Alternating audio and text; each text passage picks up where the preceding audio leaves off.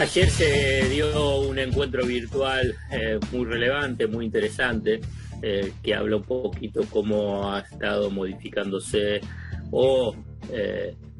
modificándose el escenario político y de la relación con el mundo del trabajo y con el mundo empresario. ¿Por qué digo esto? Porque ayer hubo una teleconferencia liderada por el presidente Alberto Fernández junto con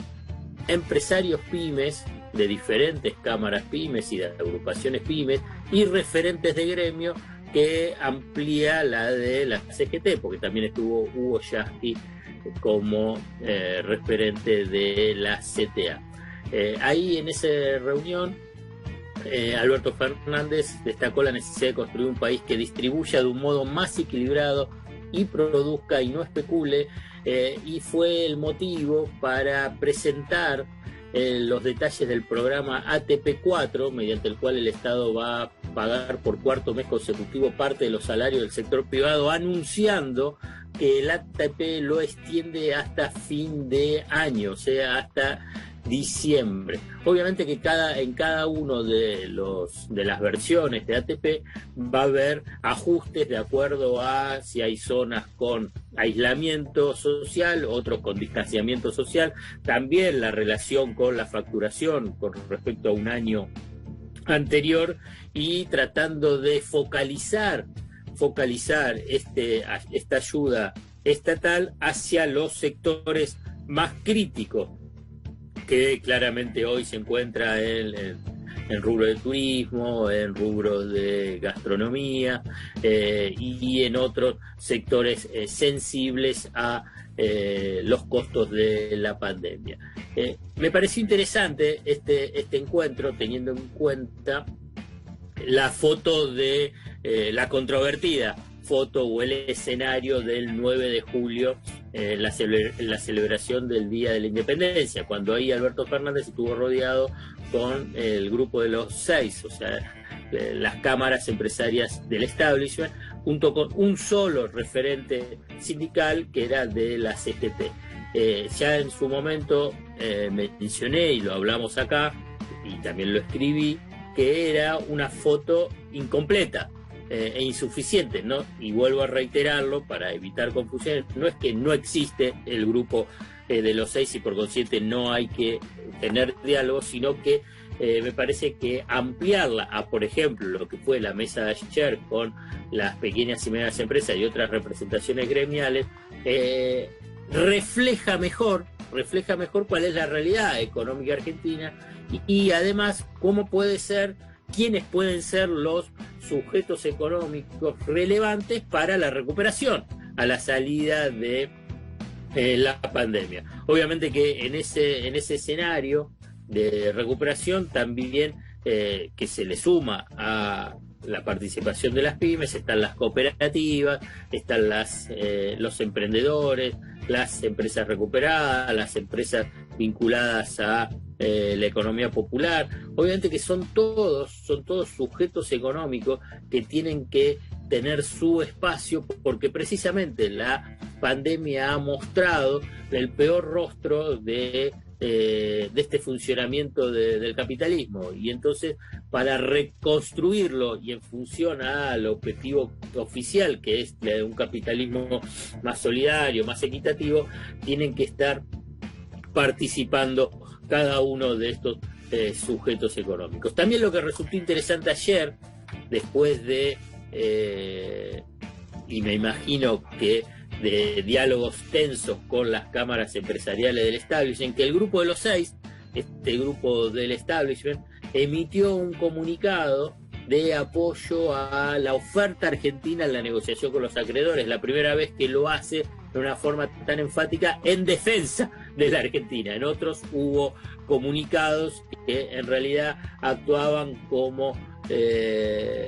voceros de los acreedores, diciendo que bueno, hay que llegar a un acuerdo, cada una de las partes tiene que poner lo suyo, que en última instancia era que el Estado argentino, o sea que el gobierno argentino, o sea todos nosotros cedamos a las exigencias de los acreedores. Me parece que en estas últimas semanas y ayer, digamos, como corolario de todos estos movimientos que hubo de las relaciones de poder, de las disputas políticas, de las tensiones con las diferentes cámaras empresariales. Por lo pronto se empezó a ordenar un poquito más el escenario, fundamentalmente pensando en cómo transitar mejor la emergencia, la pandemia, y con el gran objetivo de la recuperación económica a la salida de la pandemia. Pero como bien se sabe, y me parece que el ATP4 más decir que el ATP va a seguir hasta diciembre, que para tener una buena salida, o sea, para tener un buen recorrido post pandemia, lo que necesitas es tener una política muy firme, muy audaz en la pandemia para tratar de mantener el tejido productivo, social, económico y laboral. Está avanzando la negociación con los acreedores. Los fondos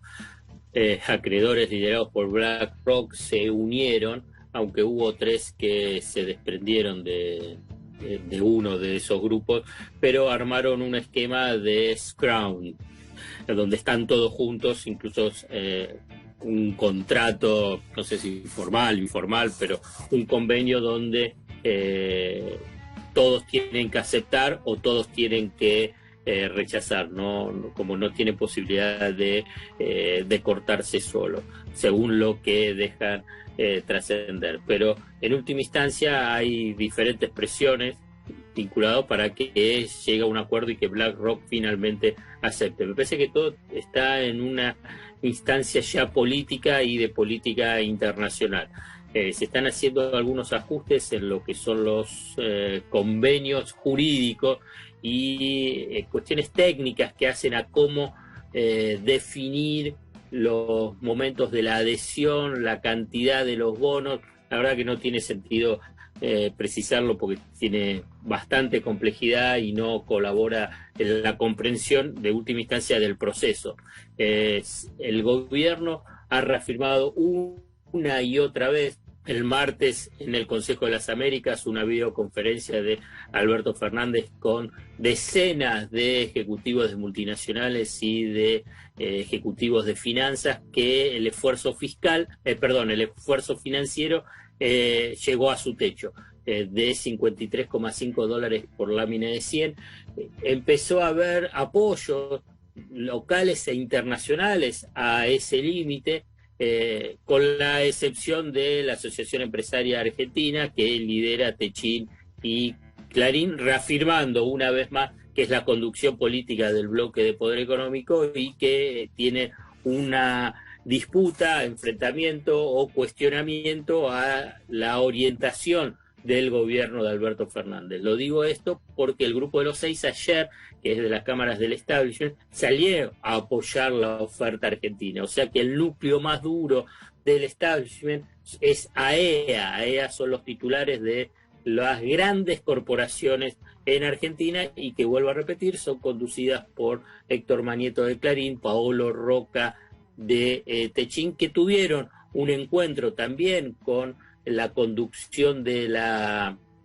CGT y emitieron un comunicado precisamente en la línea que yo te decía, que va más de presión al gobierno para que ceda hacia los acreedores que la del respaldo del gobierno a los acreedores. Da la impresión, de acuerdo a cómo han evolucionado las cotizaciones de las acciones y de los bonos en estos días, es que el mercado descuenta que va a haber un acuerdo. Solamente yo quiero recordar que más allá de esas tensiones y de esas negociaciones y que fueron acercando las partes, es que hay una comunión de intereses para que haya acuerdo. Tanto obviamente del gobierno, que va a ser, si se firma, un triunfo político muy, muy fuerte para